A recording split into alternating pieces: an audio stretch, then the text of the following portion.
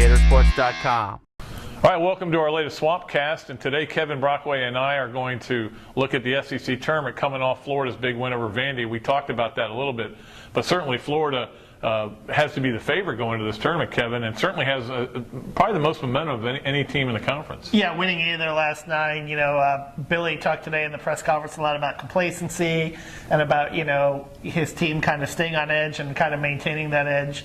But really, playing very unselfish basketball. Obviously, the Vanderbilt game of 5 scores in double figures, 4 scorers averaging double figures for the season. So this is really a team that's kind of peaking, particularly offensively, at a good time. They've had, some lapses defensively a little bit, but they're still rebounding the basketball very well, still forcing turnovers. Just a little bit with the field goal percentage. Defense has been a little bit higher in both the Alabama and certainly the Vanderbilt game, allowing them to shoot 59.2%. But all in all, pretty good job by the Gators to close out the regular season.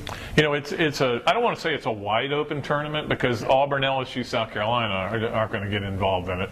But the winner itself, the winner overall, I think when you can look at it, you have to look at who they're playing. I mean, that's a big factor. In fact, in Florida's case, you look at the situation, they're going to have to probably beat Tennessee and then either Vandy or Mississippi State just to get to the final. I mean, it's a tough road. Yeah, and I mean, if you're looking at that first round game, certainly Arkansas, Tennessee, if Tennessee wins, you're talking about a Tennessee team that Florida's played twice, they've beaten twice, but they've beaten once by 1 point on a last-second Irving Walker shot, another by overtime when Alex Tyus comes up with a block at the end of regulation. So certainly a Tennessee team that, they've beat Pitt on Pitt's home floor. They can be a very dangerous team. So that would certainly be a pretty difficult first-round matchup. On the flip side, by Kentucky winning that game, you get Kentucky in the opposite bracket. You won't see them until the finals. One thing is, I think, and I wrote this in my column, I think the reseeding issue is dead just because Mississippi State went on that little run. Won 3 in a row. They're 9-7. Vandy and Georgia are 9-7. They can't be screaming and yelling how we should get a bye too. So I think you may see the end of that issue. I'll tell you this much. If you go on Thursday, and I'll be there and Kevin will be there, you're either a big basketball fan or you've got a kid playing on the team because Thursday's opening games are pretty dog-alicious, starting with the Auburn-Georgia game. Now, Georgia, everybody's already talking Georgia-Alabama in the next round is the big, play-in game for the NCAA tournament. It may well be. But, Auburn's pesky. I mean, they're certainly not good, but they're pesky, and they'll stick around. Georgia better come to play that night. Yeah, I think Tony Barbee has actually done a pretty good job with the team with the limited talent he has. He gets them to play really hard.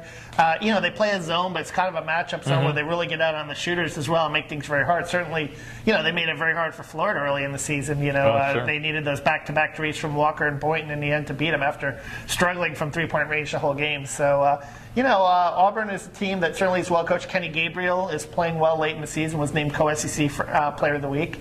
So, they're a little bit limited size-wise. Rob Chubb gives them a little bit of a post present, but not much. But certainly a game there, if Georgia doesn't come out with the right focus, certainly could be a dangerous game.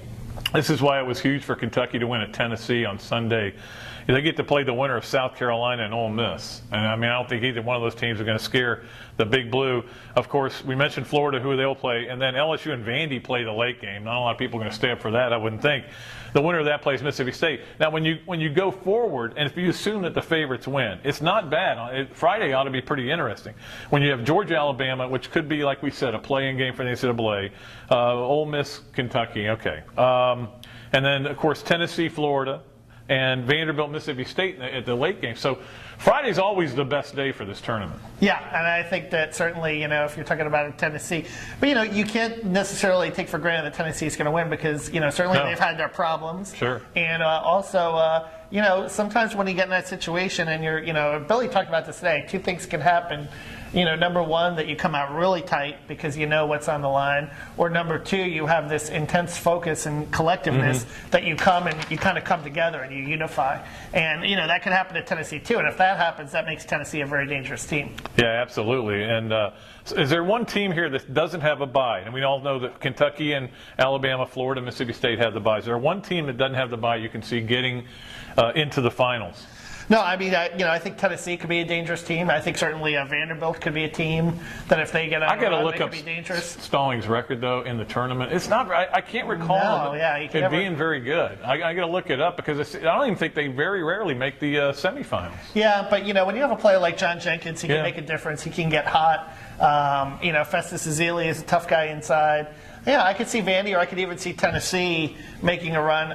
I don't know about Georgia. I'm not completely sold on them making a deep run, but certainly that's possible as well. Who do you think is going to end up winning it? I tell you what, who is going to be in the championship game? I think it'll be Florida, Kentucky, and from there, that could be a toss-up game. But I think you're going to see most of the chalk, most of the teams. Tennessee could be a team that I think could upset Florida. I mean, that could be a big upset in the early rounds if Florida doesn't come with the right focus and mindset. But certainly Florida's been playing awfully well. I think what's going to be interesting too, particularly for Florida, maybe for some of the younger teams, even with freshmen and sophomores, is they haven't been in the Georgia Dome in 4 years. That shooting background in the Dome is a little different. It is. So it'll be interesting. Boynton and Walker have never played in the Georgia Dome, so it'll be interesting to see how they kind of adapt to that and what kind of perimeter shooting efforts we're going to see from these teams. That's why I wonder about Kentucky there, because they're a shooting team. That's how they get their points, is three-pointers and taking jump shots, and you wonder how they're going to hold up. I do think the schedule is really set up for Kentucky well to get there. I would expect a Kentucky-Florida final as well. Florida, they've split. It'll be Catland. I mean, there'll be an awful lot of Kentucky fans there. But I don't know that it's that big an advantage. It's not like when you go on a road game and you're used to shooting at those rims. And in Atlanta, the crowd gets loud. It doesn't get stupid loud. It gets noisy, but it doesn't get like loud where you feel like they're about to kill you. Of course, it's reminiscent of remember 2005 when Florida won its first SEC tournament championship. Matt Walsh scoring 26 points, hitting all those big threes in 2005. That was a Florida-Kentucky final. Maybe we'll see something reminiscent to that in the Georgia Dome where all the Kentucky fans will be against Florida, but Florida will find a way to pull it out. Or it could be the year before where they smashed Florida in the final. But we'll be there, Kevin and I both. We'll be doing live blogs. We'll be doing tweeting on the late games and, of course, covering Florida throughout the tournament. And it should be a lot of fun. Make sure you check out what I'm going to be doing, which is doing all the top 5 Gator performances in the history of the SEC tournament by team. And, of course, one of the ones you mentioned, I'm guessing that's going to be on that list. Yeah. We'll be back live from Atlanta to give you our latest Swampcast when we're up there, certainly on Friday night after the Florida game against, I'm going to assume it's Tennessee, but it could be Arkansas, certainly too. And until then, this is Kevin Brockway and Pat Dooley of the Gainesville Sun saying so long from the Sunshine State.